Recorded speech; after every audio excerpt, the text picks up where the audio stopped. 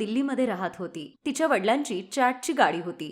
सुमनही या कामामध्ये तिच्या वडिलांची मदत करायची. बाबा, हे बघा, पुऱ्या पण तयार आहेत आणि याचं पाणी सुद्धा तयार झालंय. फक्त गोड पाणी तुम्ही बनवा. मी तिखट चटणी बनवलीये.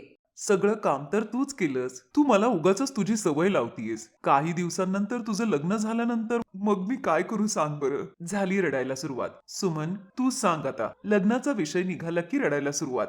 मी तुम्हाला सोडून कुठेही जाणार नाहीये. मला लग्न वगैरे काही करायचं नाहीये. मी पण तुमच्याशिवाय आणि आईशिवाय नाही राहू शकत. नाही पोरी, असं नाही बोलायचं. लेकीला आपल्या सासरी जावंच लागतं. केशव खूप चांगला पोरगा आहे. तू त्याच्याबरोबर खूप सुखी राहशील. सुमनचं लग्न ठरलेलं होतं. 1 महिन्यानंतर तिचं लग्न होणार होतं.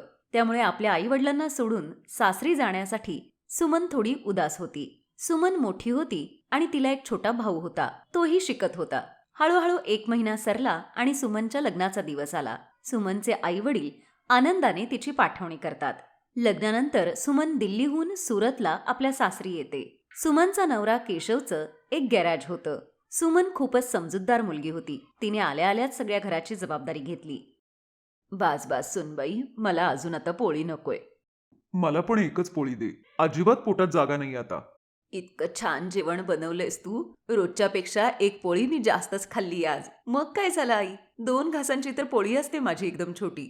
आता मी आलीये ना, रोज तुम्हाला असंच माझ्या हातचं गरमागरम स्वादिष्ट जेवण खायला मिळेल. तुम्ही काही कारण देऊ नकात मला. आमचं तर नशीबच उजळलंय म्हणायचं सुनबाई. तुझ्यासारखी मुलगी आम्हाला सून म्हणून मिळाली. सुखी राहा तू. अहो, मी तुमचा डबाही पॅक केलाय. हे घ्या, मी 2 मिनिटातच येते. ठीक आहे, मी तोपर्यंत बाहेर माझी मोटरसायकल काढतो. आई, अजून काय किराणा सामान आणायचंय? बस, हे जेवढं लिहून दिले ते आण. बाकी तुला जे काही हवं असेल ते घे. ठीक आहे, मग मी जाऊन येते. सुमन केशव बरोबर मोटरसायकलवर बाजारात जाते. सुमन, तू म्हणत असशील तर मी गॅरेजमध्ये नंतर जातो. तू एकटी सामान घेऊन कशी काय जाशील? अहो, तुम्ही काळजी करू नका. मी रिक्षाने येईन घरी. केशव सुमनला बाजारात सोडतो आणि तो गॅरेजमध्ये जातो. पण पुढे त्याच्या मोटरसायकल समोर एक मोठा दगड येतो आणि त्याच्या मोटरसायकलला अपघात होतो. तो त्या मोटरसायकलवरून खाली पडतो आणि त्याला खूप लागतं.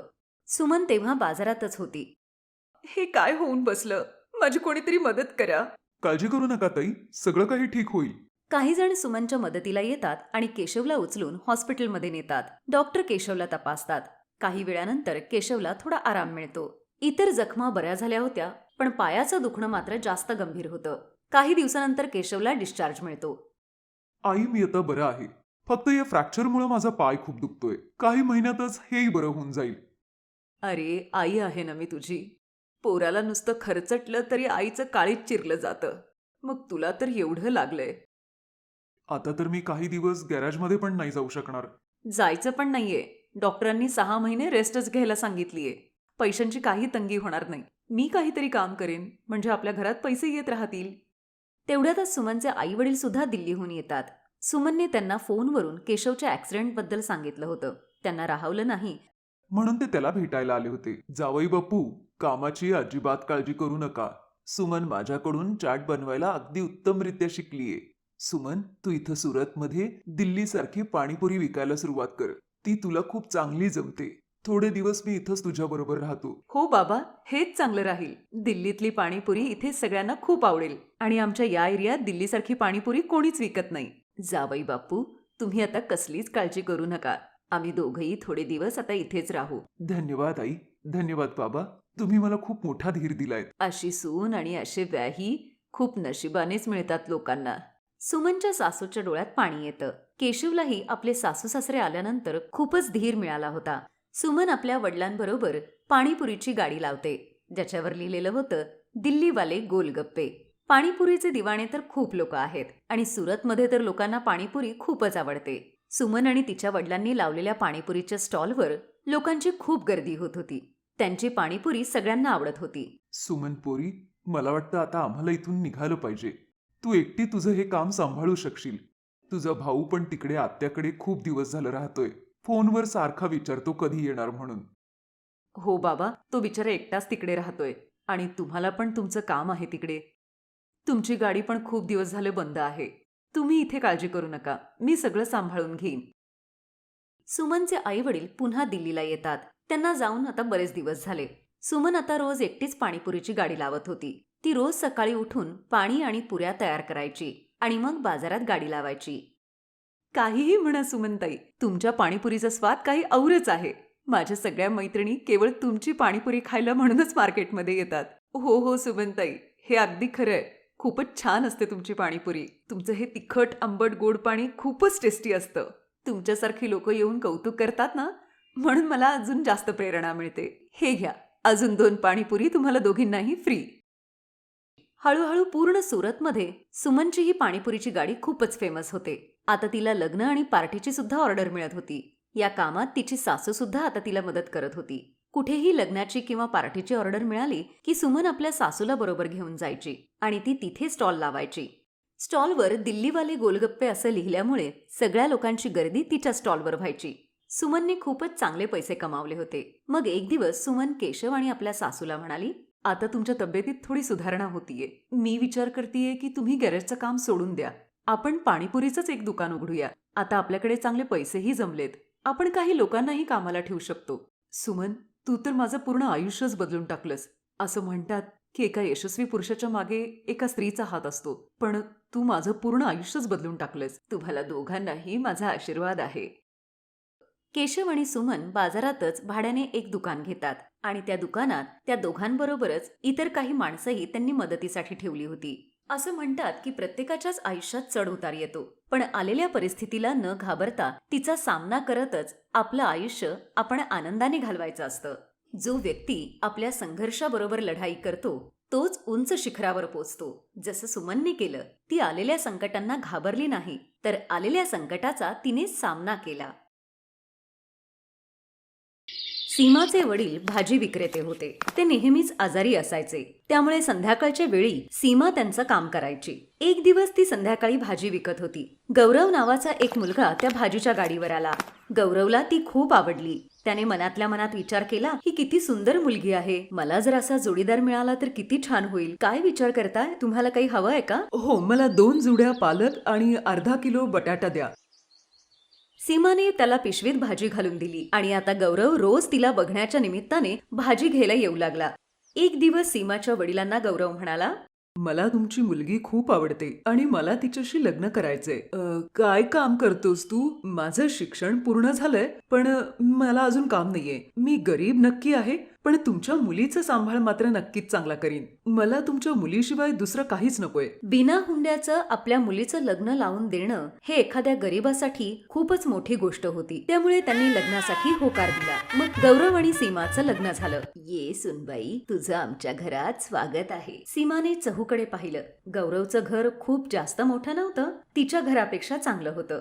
ती सासूबाईंच्या पाया पडली तेव्हा सासूबाईंनी तिला मनापासून आशीर्वाद दिला. काही दिवसांनी गौरवला एक प्रायव्हेट नोकरी मिळाली, पण काही महिन्यातच त्याची ती नोकरी सुटली. असं कसं चालेल गौरव? आपल्याला काहीतरी काम तर केलंच पाहिजे. तूच सांग सीमा, काय करू मी? एवढ्या डिग्र्या घेऊन सुद्धा मला कुठेच नोकरी मिळत नाहीये, आणि जर मिळालीच एखादी नोकरी तर 1-2 महिन्यात तीही सुटून जाते. सुनबाई, घरातले साठवलेले सगळे पैसे आता संपले आहेत. याच्या नोकरीचंही आता काही खरं नाहीये. घरातले खर्चच तेवढे आहेत. हा बिचारा तरी काय करेल? हो आई, मलाही कळतंय, त्यांनाही त्रास होतोय, पण जास्त पगाराची नाही, कमी पगाराची का होईना, पण नोकरी करावी. भाजीचा खर्च तरी निघेल निदान. काही दिवसांनी गौरवला दुसरी नोकरी लागली, पण पगार फक्त 8,000 रुपये होता. पण आता पैशांची खूप जास्त गरज होती, म्हणून त्याने नोकरी स्वीकारली. सुनबाई, आज जेवायला काय बनवलंयस? काही नाही आई, आज घरात काही भाजीच नाहीये. मी म्हणत होते की मी घरी जाऊन येते. बाबा 2-3 दिवसाची भाजी तरी नक्कीच देतील आपल्याला. नाही सुनबाई, असं चांगलं दिसत नाही. त्यांना काय वाटेल? घरातलं सगळं संपलं की मग मुलीला आमच्या घरी पाठवतात भाजी घ्यायला म्हणून. ठीक आहे आई,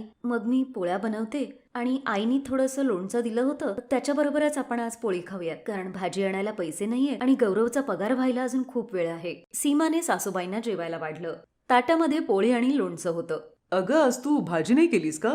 भाजीसाठी पैसे नाहीयेत गौरव. काही दिवस आपल्याला लोणच्या बरोबरच पोळी खावी लागेल. सुनबाई, हे लोणचं तर खूपच छान आहे ग. हे कुणी बनवलंय? माझी आई करते सासूबाई.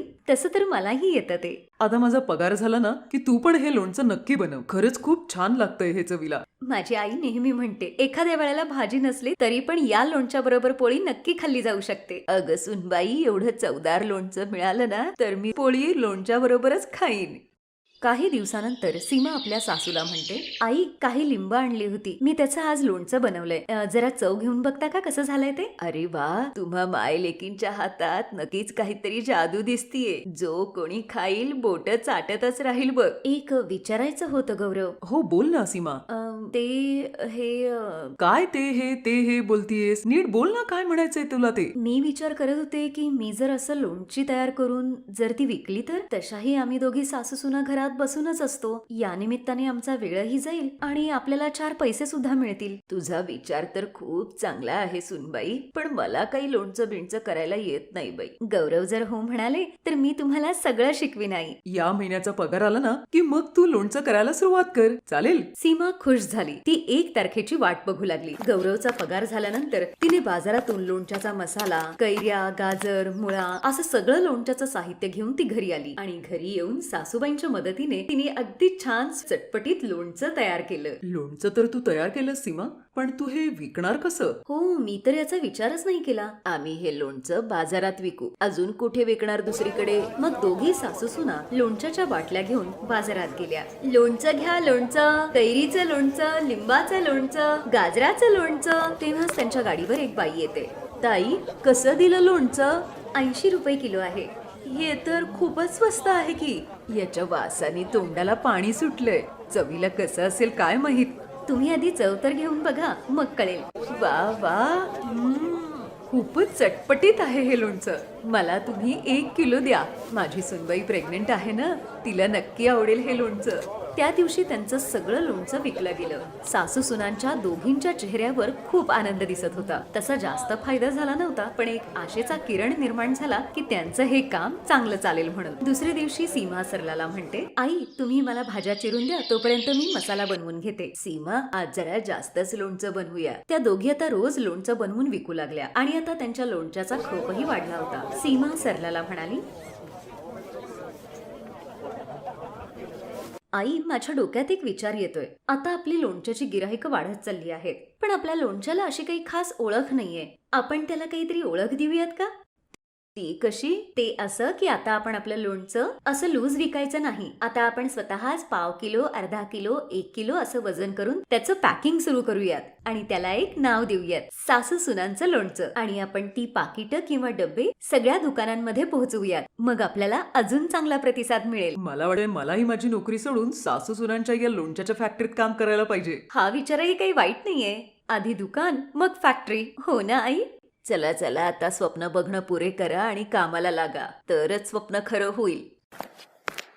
आम्ही असं ऐकलंय की तुम्ही दोघी खूपच भारी लोणचं बनवता म्हणे. आम्हाला पण शिकवा की मग. हो सरिता, का नाही, नक्की शिकवीन की. आम्ही आमचं दुकान उघडलंय आणि त्याला नाव दिलंय सासू सुनांचं लोणचं. तू तुझ्या बरोबर अजून काही बायकांना घेऊन ये, मग तुझ्या बरोबर त्या बायका पण लोणचं बनवायला शिकू शकतील आणि आमच्याकडे पॅकिंगचं कामही करतील. अच्छा, मग तर मी उद्याच 8-10 जणींना घेऊन येते इथं. जर मनापासून मेहनत केली तर दिवस पालटायला वेळ अजिबात लागत नाही. सासू सुनेच्या लोणच्याचं दुकान आता एका फॅक्टरीमध्ये रूपांतरित झालं होतं. गौरवने आपली नोकरी सोडली. आता तो आपल्या गाडीने मार्केटमध्ये लोणचं सप्लाय करायला लागला होता. आई, मी तर माझी हिंमतच हरून बसलो होतो, पण तुझ्या आणि सीमाच्या मेहनतीने हा लोणच्याचा बिझनेस इतका चांगला चालेल असं अजिबात वाटलं नव्हतं. अरे, हे सगळं सीमाच्या मेहनतीमुळे शक्य झालंय. नाही नाही आई, हे सासू सुनांच्या मेहनतीचं यश आहे.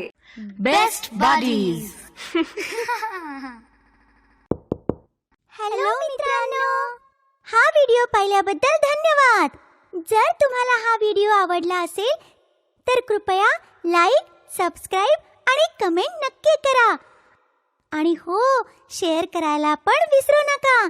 अजून असेच मजेदार व्हिडिओ पाहण्यासाठी खाली दिलेल्या घंटीला दाबा.